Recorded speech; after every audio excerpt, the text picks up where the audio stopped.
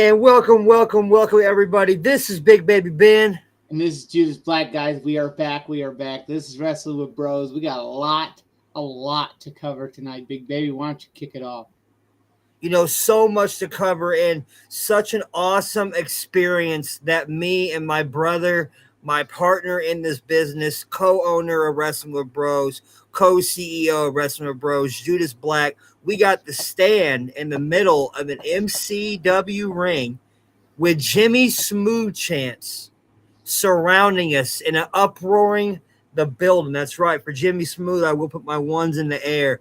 And then on top of this, chaos hits. And here comes out A and B. Me and you we're shaking these ropes like Dave Batista, man. We're having the time of our life.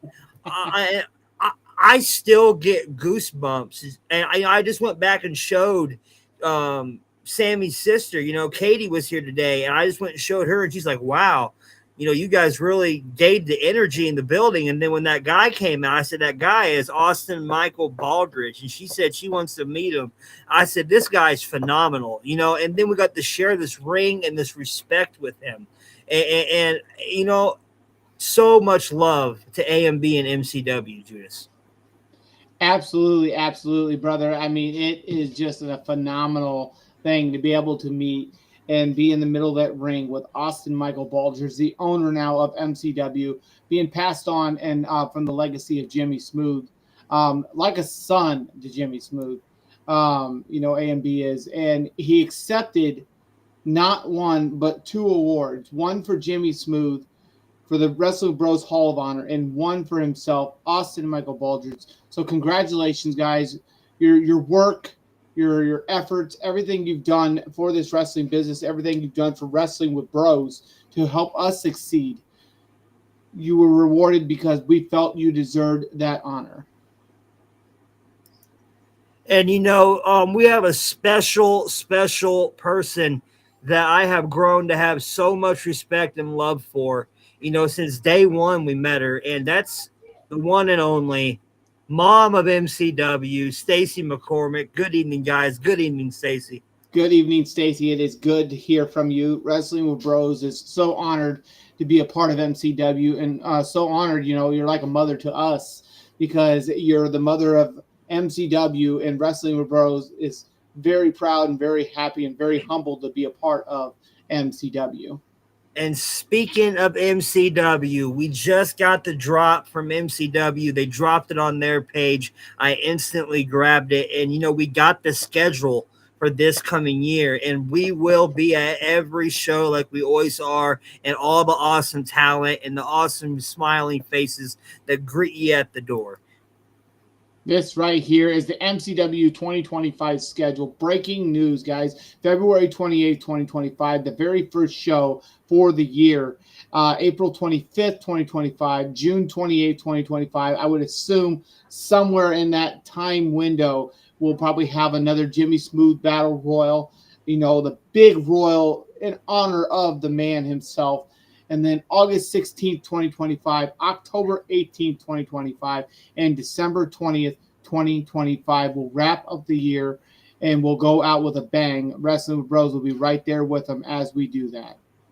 And, two of those dates out of all them awesome days with all them awesome action, we will be trying, if MCW has the ring time, to be doing more Hall of Honor inductions. Every 6 months we want to induct somebody, and that's made an impact on Wrestling with Bros, or has shown us the way, or promoted us, or just done, or even if they're such a great person in this world and they're helping everybody. We want special people to be noticed by Wrestling with Bros. But speaking of noticed, we caught some heat from this guy named FXB at the MCW show, and let me tell you, I'm gonna say something. This man is a fucking monster. Okay? My chest still has a line welt on it, and we will be showing Big Baby Ben's welts. But first, and the chop sounds are a little late behind on this video, so I apologize.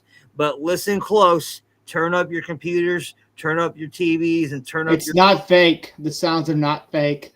It's not fake. I got proof. I'm gonna show you right after. But this is WWB presents Chop Sessions. Wrestling with Bro fans, we promised it. Chop session tonight with FXB. So let's do this. Ready? Yep. What time is it? There it is, right there. Oh, that one moved him. That one moved him. And you, Big Baby, trying to come up in your sweat. Yeah, your sweater has to come off. Yeah, my sweater had to come off. That's how I go. That's how I go. You can't feel that top if you got a sweater on. All right. Ready? All right, Big Baby, you're up. Ready?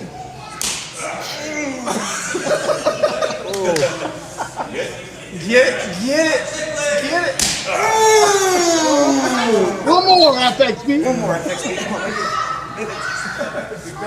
That was the one. I got That was the one where I knew I fucked up. I will There go you go. more. All right. Ready? Yeah.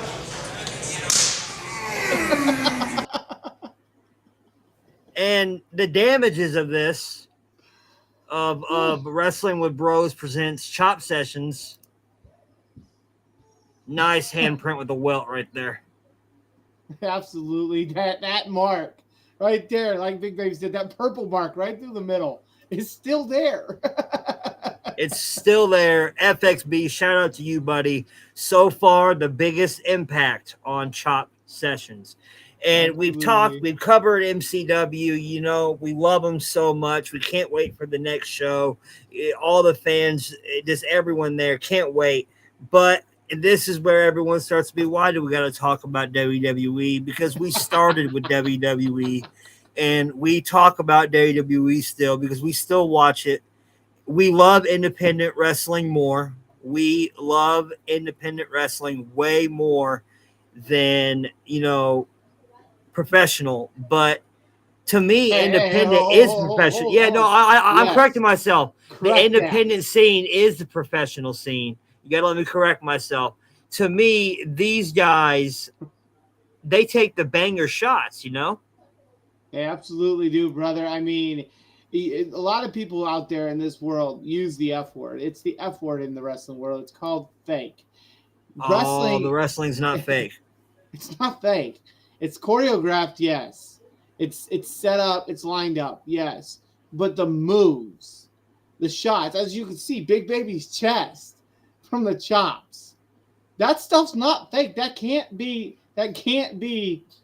reenacted beforehand. It's not something that we fake and pretend like it hurts. That stuff really does hurt, and you heard the slap sounds behind it. Those Death Eaters in Harry Potter that come up and suck the soul out of your chest? That's what FXB did with his chop. He was a Death Eater chop. That's what you should call it, the Death Eater. Because that death eating my soul. One more time. There it is, Look, guys. One more that time. overhand chop. That is very, very, very real. And we got a little family business, owned by our brother and our sister-in-law that makes our Wrestling with Bro gear, and they do pretty amazing work for a great price. Taylor's Graphic Design, guys, check it out, because she's going to be making all the gear for us along with another company that is owned by my baby sister, Happy Cups Creations. She can make cups, she can make shirts, she can make sweatshirts. Same as Taylor's Graphic Design. We got two amazing little small businesses starting up here that really just need some love, guys. So go like their pages, and if you need something made, hit these guys up because they can get it done for you. And then here we have a new design company that is actually going to be kind of the label for Wrestling with Bros. A company called Reaper, designed by my 11-year-old boy, Liam, who actually created this himself, came up with these ideas and decided that Reaper was going to be his clothing brand line. And with Reaper, Wrestling with Bros is also tagged in it, and we will at some point have those same exact tags inside of our shirts.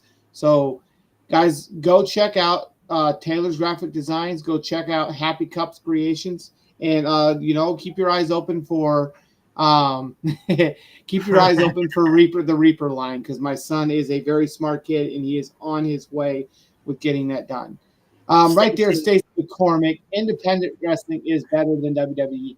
Could not said that better myself. You're absolutely correct, Stacey, because everybody starts somewhere. And all them stars that are in WWE, that any of them that try to pretend like they're better than the independent circuits, y'all started there. Y'all started there. So don't try to play games and try to act like you're better, because all these superstars that are down here in the independent circuits, they're just as big of stars as y'all, even if they're not noticed as much. But they're there and they perform night in, night out, and the ticket prices are easily affordable compared to WWE. You can go to an independent wrestling show and absolutely enjoy yourself and get an amazing show for a very low price. So suck it. I couldn't say it any better. Independent wrestling is better than WWE. Personally, sitting and getting to call independent wrestling at such a great company is awesome itself, and to work with all the talent that come up and talk to us and let us go upstairs in the locker room and they call us the Bros. It's an awesome feeling, and I'm very proud to be part of that, and I'm very proud that Wrestling with Bros made it that far, because some big news that we're going to go ahead and drop right now.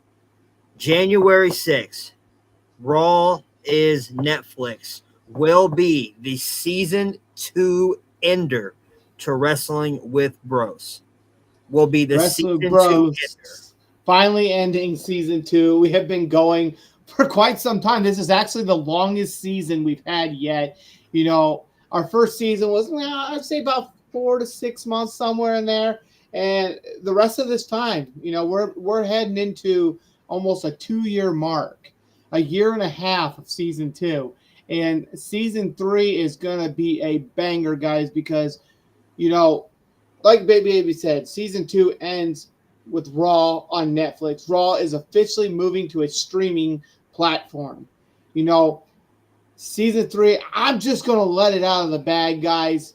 We are lining it up, and we are proud to bring back the awesome, the amazing Tommy Gunn to open up season 3. Season 3 opener, Tommy Gunn. Great interview last time. Can't wait for this time. But we're gonna go into this breakdown of something that I want your opinion of before we start talking about cheap shots from Kevin Owens and him acting like a little whiny bitch. And we're gonna be more uncut. We promised uncut. We're going to be uncut starting next season. We're going to be uncut. I'm sorry, there's going to be foul language because we're bringing it back. Kevin Owens is a whiny little bitch, and he's mad that he's not being chose. Though, I have a rant later. But for now, Is Drew McIntyre's creative run they have him on? Are they just using him to use him? Is this building to something? Is he going to be thrown back in the title picture, Judas? Is this pointless? No, brother. I mean, you got to think about it. Who is the Universal Undisputed Champion right now? Cody Rhodes. Yeah. Who helped Roman Reigns gain some leverage ground and get back on top? Cody Rhodes. Cody Rhodes. Drew McIntyre is on fire right now. Drew McIntyre is taking out one by one each member of the OG bloodline. You know, he's taken out Sammy. He's taken out Jimmy. He's taken out Jay. Now he's moving in to Roman. I mean, he's headed that way. But, you know, he asked Solo Sikoa on Friday Night SmackDown, you take care of Roman Reigns for me. Remember, you screwed me out of the WWE Championship. Let's take out the OG bloodline, and then me and you, we can handle our business. So, personally, to me, I think this is leading to Drew McIntyre facing off one-on-one with Cody Rhodes for the Undisputed Championship. And then after that, then we're going to get Solo Sikoa versus Drew McIntyre. And honestly, I dare to say, if Drew is on the run that they are pushing him to be on, he could be the next undisputed champion. And we could get Drew McIntyre versus Solo Sikoa. Obviously, Drew will retain in that match because Solo doesn't need the championship. I'm sorry, he does not need that championship. He's not ready. He's not ready for a championship. And that's the one thing I wanted to break down in here. Roman, Jey Uso, Sami Zayn is what is making this thing run. That is what's making this little wheel run. There's 3 guys that's over. Mm-hmm. Jimmy, yeah, he's getting there. He's getting there. But is he Jey, main event Uso, last year's head guy in merchandise sales over? No, he's not. He's not going to be. No. It's not happening. Now, him defeating Sami Zayn and that's what we're about to dig into, Saturday Night Main Event. Okay, so what's next? Jimmy? You're going to feed him Jimmy next, and then hopefully Jay beats him, and then Jay doesn't do it, so you're going to drag this out for 4 months? Yeah, but then after that, then it's time for Roman versus Drew. So how long does this little Drew McIntyre with Bloodline 2.0 #garbage to beef with the original Bloodline? When does this over? When? Mania? It depends Survivor on what their goal is with this. I mean, it's right now it's more of a revenge spree. He's getting revenge on everybody who's helped Roman Reigns, and because he feels just like honestly just like Kevin Owens does. He feels betrayed. He feels like everything that everybody did to take down Roman. They're siding with Roman Reigns, and he thinks that's absolute bullshit. And so at this point, he's like, okay, fine. You want to side with Roman? I'm going to take you out. I'm going to take out the OG bloodline, so they have no chance of defeating the Bloodline 2.0. So January 6th, Netflix. It's Roman Reigns, Solo Sikoa, the Ula Fala on the line, Tribal Chief spot on the line. Whoever wins, who do you have winning January 6th? Roman Reigns, 100%. Solo Sikoa was not handed that Ula Fala by the elders. So at this point, the best route to go is for it to go back on the shoulders of the original tribal chief who was appointed that spot. He wasn't taken out of that spot. He was out for a little bit because of some personal medical reasons and stuff like that. So during that time, Solo Sikoa decided, hey, I'm going to step in and I'm going to take the Ula Fala. Like, you can't take the Ula Fala. It's something that's given by the family, something that is appointed. And without being appointed, the tribal chief, you're nothing. You're absolutely nothing but a wannabe. And that's exactly what Drew McIntyre said. You're a wannabe. You're a wannabe tribal chief. So now it's time for you to step back in your place and let the true tribal chief take back over in his spot. So, and you're right, but in my opinion here, once Solo loses in this final match, because if he loses January 6th, that's it. Yeah. There's no point in continue it. There's no point. Does The Rock make his return after Roman wins the Ulafala at Netflix? I mean, they're saying that Rock's schedule is really busy. As far as movies, things like that. He was supposed to be a part of this year's WrestleMania, and now everything's pointing to no, he's not gonna be, because he's very busy with his personal work schedule right now. So, do I foresee him returning Raw on Netflix? I see him maybe making an appearance because of the Netflix premiering on Raw, but I don't honestly foresee it being to start the feud of the bloodline with Roman Reigns, because he doesn't have the schedule time right now to be able to perform those duties.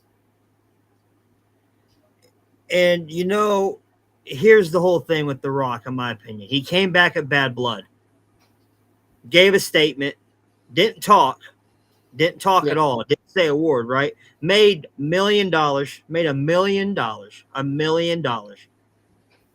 When that could, we're sitting here firing all this talent, but we're gonna pay The Rock $1 million to come out and speak and talk. Well, we could be paying all these younger wrestlers bonuses or insurance. Mm-hmm. I'm very frustrated with creative right now with how The Rock, that's too much money. At least when Brock Lesnar comes back and makes that money, or John Cena, they wrestle. Yeah, I mean, and The Rock he's a part of TKO now. Like, he doesn't need that. He could just make that appearance as a company thing to help out with the company. He doesn't need that money. I mean, the man makes money making movies. He makes money running as a director or whatever he is in TKO. Like, he doesn't. He's got so much money, it's falling out his ass.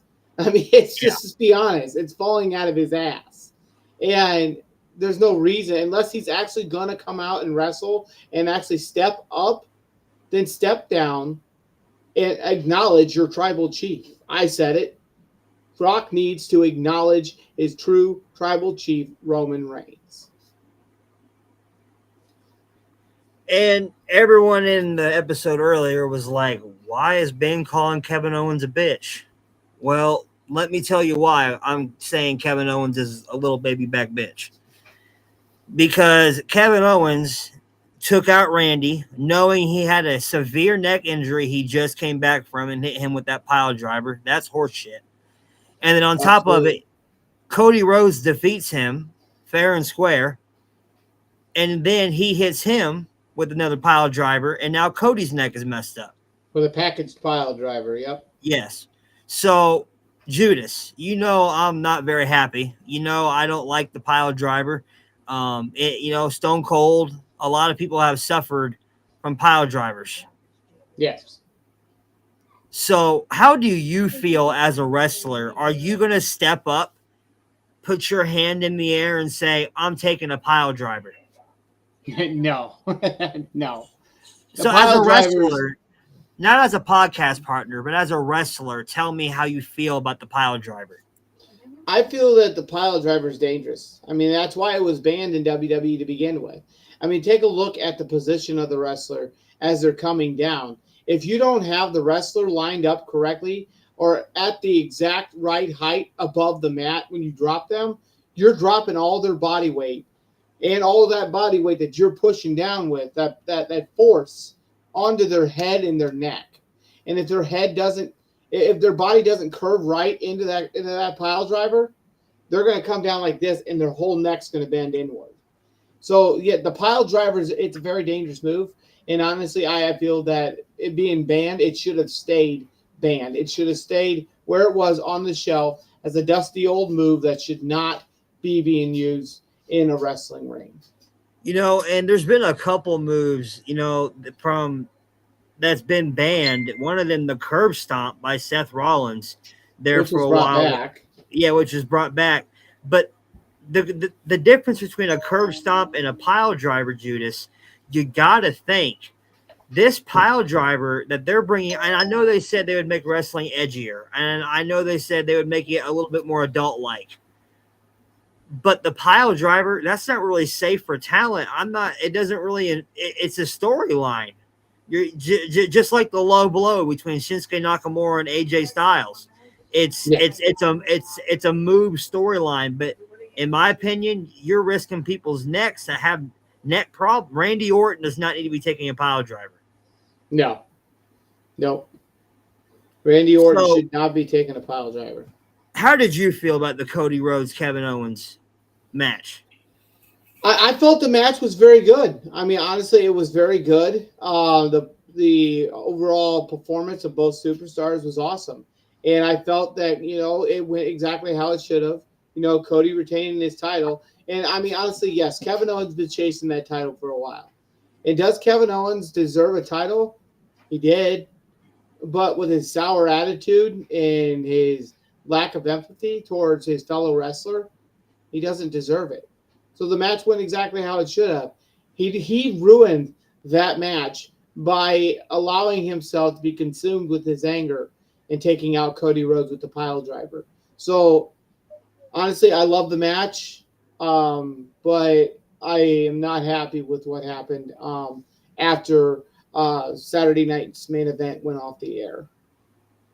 I totally agree. Just the pile driver. Randy's one of my. When you were cheering for John when we were kids, I was cheering for Randy. Yes. And Randy should not. I'm just so upset that WWE put him in a predicament where he could be injured like this for a storyline. Yeah. It's just, I'm just kind of frustrated. So we're going to get off that topic because I'll keep ranting and ranting. Something that I do want to bring in. I don't even know. I don't think if it's even on your list. That I want to get off my chest. What's that? So we have this United States title tournament for the women, and a night before, you prove that Carmella is a phenomenal athlete and she can perform in a match and beat the likes of a major legendary superstar in the form of Bayley. Prove that point down to the dial. Same with me. You say Carmella, or you mean Chelsea Green? Chelsea Green. I am so sorry, Carmella. You are not Chelsea Green.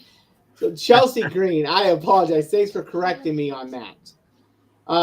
So Chelsea Green beats Bayley one-on-one, fair, hits her with the unprettier, picks up the victory. Same with Michin taking out Tiffany Stratton with the boot to the face. I can't remember the move she called it.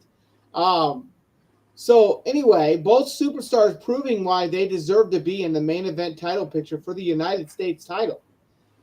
And then you ruin it. All that momentum, all that power that Chelsea Green built up prior to this match, and you have Piper Niven get involved in the match. Big Baby, stop staring off into the future. Oh.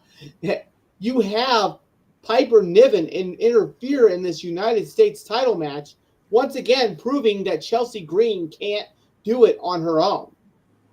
To me, that tainted the title. It tainted the appearance of this brand new, beautiful title, proving that Chelsea Green is not a worthy champion, but yet a snake in the grass just snagging up a title to be able to call herself a champion. Well, Judas, this is where me and you are going to have different opinions this time. I don't know what it was, but she got a pop. At Saturday Night Main Event, she was in her home. Her fiance is Matt Cardona. Dude, I don't care what you say, bro. It was pointed out to everybody. Everybody said the same thing that I'm saying. It was a bullshit match. Michin should have won that title. Honestly. Michin's been in this business. She has busted her ass. She has changed herself for the better and is very over with the crowd. And her not getting an opportunity to snag a title finally, that's bullshit. I mean, just be straight. And I mean, there will be other chances, now with all these mid-card titles and the tag titles, they're really evolving the women's divisions, really stepping it up, more opportunities for more talent. Some would say that they're drowning the WWE with titles. They're just like titles aren't really going to have a meaning anymore because there's so many titles. But I mean, honestly, I get it. The speed title was stupid. The speed title, I don't understand. And did that go away finally? No, they're still running it over there on Twitter. Or X, pardon me, X, not Twitter. And this kind of, speaking of the women's division, Liv Morgan versus the Snorefest, Io Sky. Honestly, I give that match at least an 8 out of 10. Really? I feel like those two really put on a show. I am glad my girl retained. Would I have been pissed if Io had gotten the title? No, because I like Io. I think Io is a phenomenal performer, and shut up. and she is deserving of a title. She has put her time in the indies. She has proven herself over there in Japan. And that's the reason why WWE is utilizing her as they are. But she botches every match. She misses spots. She botches in big moments. She didn't botch in this match. I mean, but is she champion? She's not world champion ready. And that's why Liv is still the champion. My girl Liv is still the champion. You get it, girl. Absolutely. We love you over here on Wrestling with Bros. Look at Io's last title run. Nobody gave a crap. Nobody can and this is not to be taken in any defaulted manner, but her promos, we don't know what's going on there. And then, we know she's angry because she gets all worked up and her face turns red. So we know that's going on. But honestly, is she great in the TLC matches and the cage matches? Yeah, she's great in specialty matches, but she's boring in one-on-one matches. She is boring. Yeah, you're absolutely correct, brother. And Liv went through this same phase. This phase where she couldn't quite figure herself out, wasn't quite getting over with the fans, kept getting title opportunities, kept failing. But now they finally figured it out. They made Liv a heel. And as a heel, Liv is doing amazing. I'm pretty sure when she was in the Riot Squad, wasn't she a heel as well? When they were part of the Riot Squad?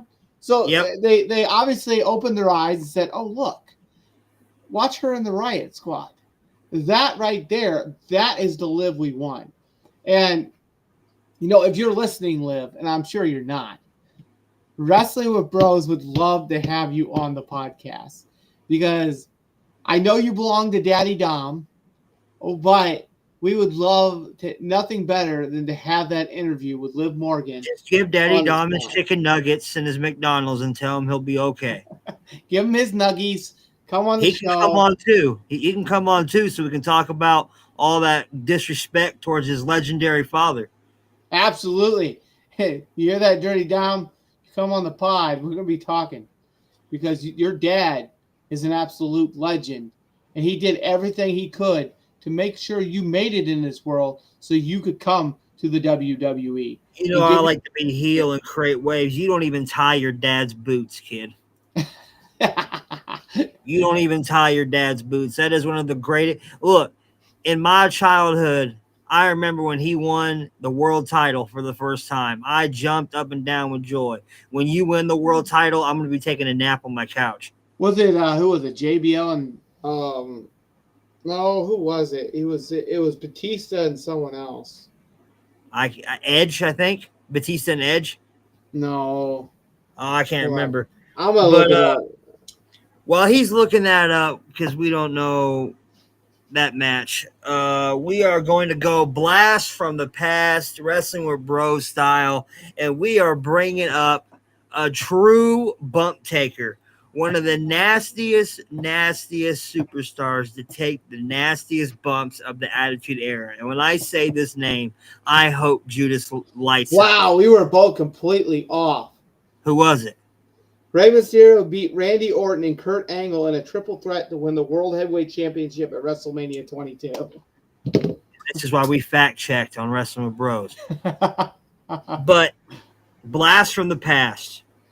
Right. This man took the nastiest bumps, did the nastiest landings, and was just basically a human just ball they threw around. And his name was Spike Dudley. Oh, God. Poor Spike. They used him as a weapon all the time. Just Remember throwing when him Brock into Lesnar everybody. F5'd him over the top rope and he landed on the mat on his face? Could you imagine taking an F5 out of the ring? And landing right on your face. That's basically a spinning face buster. Initially, is what that is. You're just landing on your face. I mean, poor little Spike. And that ring, let's just put it out there, is over 6 feet tall. I mean, when I stand up next to a wrestling ring, I mean, it's got at least a good foot on me. At least. The top rope has got a good foot on me. And that's in the indie circuit. As far as the WWE ring, I'm not quite sure how tall that one is. But can you imagine being thrown above the rope line through the air and landing on your face? Nope. So many moments with Spike Dudley in my childhood. Him winning the Hardcore Championship, that was well deserved. Being a tag team championship with the Dudley Boys, that was awesome. He had a pretty cruiserweight champion. He's a cruiserweight champion. So blast from the past this time is Spike Dudley. And now we kind of go into this world title match. And I honestly sat back and enjoyed watching this one. Gunther, Finn Balor, Damian Priest. What a match. It was a throwdown. Finn Balor showing why he deserves to be at the top of the circuit. Yes. But, back and forth, Damian Priest and Gunther, Finn Balor and Gunther. But in the end, the general proving why he is the world champion. Why he was a intercontinental champion for 666 days. Because the man is dominant. He's an absolute beast, an absolute monster. And he may not appear to be so from the outside because he's not big and bulky like Batista. He's not monstrous like Brock Lesnar, but he is still an absolute beast. A man I would not want to take a chop from, but at the same time, I would be honored to take a chop from Gunther. But it's only going to be one. We're not doing 3 of those. So, Finn Balor really impressed me in this match. And, I'm a fan of Finn Balor, and my wife's a fan of Finn Balor. But, every time that, they push him towards the top, it's like he either gets injured or they push him back down. Yes. And that promo that Finn Balor did in the ring with Vince, he said, "You never liked little guys, and that's why I'm not a champion here." Do you remember that? Yes, I do. Do you believe that Vince held Finn Balor back for a good prime of his career? Yeah. I mean, Vince was all about the big wrestler, the muscle-bound, strong-headed guy. He believed that was the idea and the embodiment of the perfect champion.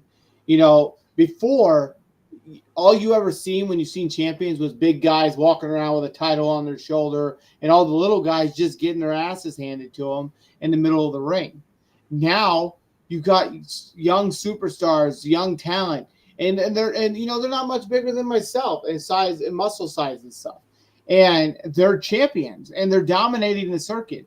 They've proven why it's more than just hard-hitting muscle-bound dudes that deserve a championship. Why guys that fly through the air and guys that move at a top rate of speed deserve to be a champion.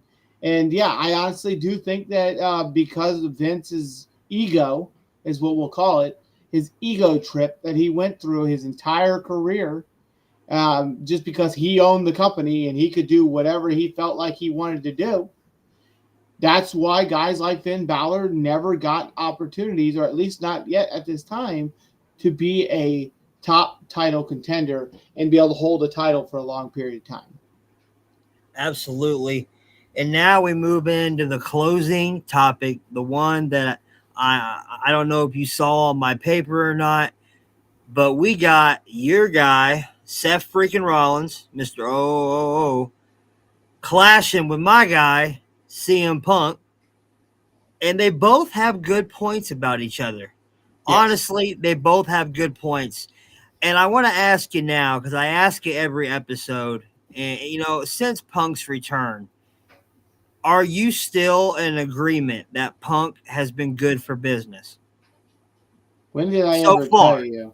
When did I ever tell you that Punk was good for business? You did. You said Punk has been good since he got here so far, but you'll give it time for him to fuck up. I don't remember. I remember specifically saying that I absolutely despise CM Punk, and I'm not a fan. And But since he's gotten here, has he changed your mind? Maybe a little. I'm still not a CM Punk fan. Yeah, right now, my boy Seth Rollins is out there doing his thing and handling his business because he feels betrayed. He feels like, CM Punk took his balls and went home. And he dropped him somewhere along the way because he bitched his way out by stealing the championship and then coming back and claiming I'm still the champion when John Cena was the champ. And Good just pulls storyline up. right there. Yeah, that was an absolutely amazing storyline. But at the same time, after that, when he lost the title, he took his ball and went home. And he left for 10 years.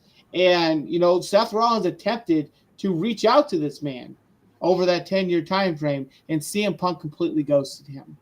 And I feel that with CM Punk being Seth Rollins' mentor, Seth Rollins has absolutely every right in the world to be pissed off at CM Punk. And to be honest, the reason why I like this storyline so well is because it's from here. It's straight from the heart. Real. It's a very, very real storyline. These two absolutely despise each other because of their given situations and their given scenarios. And Seth Rollins feels that CM Punk doesn't have a right to be in the WWE. Now, does everybody agree with that? No, they don't. I agree with it. I mean, I honestly don't think CM Punk should be back because he left. He left, and then he wants to come back in here and pretend like he hasn't been gone. Like, he could just do whatever he wants. He should get whatever he wants, whatever CM Punk wants, because he thinks he's the best in the world. I'm sorry. He's the best in the world. No, I'm sorry, fella, but there is a lot more other wrestlers out there, especially in the WWE and even in the indie circuits, that are better than you. It's clobbering time. I mean, honestly, a match I would love to see. I would love to see my boy Rafael Quintero whoop your ass, and I think he could do it. I think Rafael Quintero is a top-notch star, and I think he's on that level where he could whoop your ass, CM Punk. And there's a random name. Timeout. Rafael Quintero. This man is a fucking monster, and we get the privilege to call this man's match live on our podcast. Talk to the man, and I'm gonna tell you, I love Rafi, man. Love me some Rafi. That's taking out wrong. I'm sorry. Moving on. Moving on. We've been here for much love, Rafael, man. We look forward to seeing you again. Hopefully, we can get you back on the pod real soon in season 3. I love me some Rafi. Hopefully, we can get you back on the pod on season 3. Would absolutely love to do another one with you because last time when me and you hit the charts, Big Baby was unfortunately under the weather and dealing with some computer issues and stuff as well. So let's look forward to getting you back on here for sure. And one more time, Taylor's Graphic Design on Facebook is the maker of Wrestling with Bros gear and can do many other designs. hit that page up if you need anything done. Also, Happy Cups Creations. That's Michelle Bell, my little sister. She can make cups, she can make shirts, she can make hats, she can make sweaters. Hit her up. Hit either one of them up. I mean, they're both very good at what they're doing. And then, last but not least, the MCW schedule there. I was actually looking for a different poster. that's coming next. Okay. February 28th, April 25th, June 28th, August 16th, October 18th, December 20th for MCW, the 2025 schedule, breaking news. And right here, my baby boy, my oldest boy, Liam Rogers, Reaper clothing design, slowly in progress, and will be taking off as soon as we get some clothes up and going, along with Taylor's graphic designs and Happy Cup Creations. Big baby. And one other thing, I wanted to bring back on here, and Wrestling with Bros, the best in the Midwest. We were, honored, like you said, to do the St. Jude's toy drive show. December 7th. We absolutely had an amazing time at that show. Now, that being said, unfortunately, we did not get to go to St. Jude's Research Hospital when they dropped off the toys because, unfortunately, I didn't know the exact day they were going, so I had to work. But, a huge shout out to St. Jude's for everything that you guys are doing for those kids. Wrestling with Bros is honored to be able to mention your name, just to have your name in our mouth. And for you to even know who we are. I mean, we're so blessed that we were able to work with Midwest Championship Wrestling to work, and help St. Jude's Research. We're all about the kids. That's what it's all about. We're hoping, with this being supposed to be a yearly thing, we're hoping that Wrestling with Bros will be able to make it on the next trip. St. Jude's there's millions upon millions of kids that would not be alive today if St. Jude's was not a thing. St. Jude's is all about the children. The families never receive any cost. Never. So, guys, we're honored to be able to talk about St. Jude's. And we want to give a huge shout out to not only St. Jude's, but all of the kids of St. Jude's. Wrestling with Bros stands behind you guys. And we look forward to doing this every year with MCW. And, if there's some way we can do something on our own, at some point we most certainly will. I know that WLLR does a radiothon every year, and they raise money that way. Some way, somehow, Big Baby and I, we're going to rack our minds, and we're going to come up with some way that we can help St. Jude's. Absolutely. You just heard from Judas Black. This is Big Baby Ben. This is Judas Black, guys. This has been another amazing episode of Wrestling with Bros. We look forward to seeing you guys in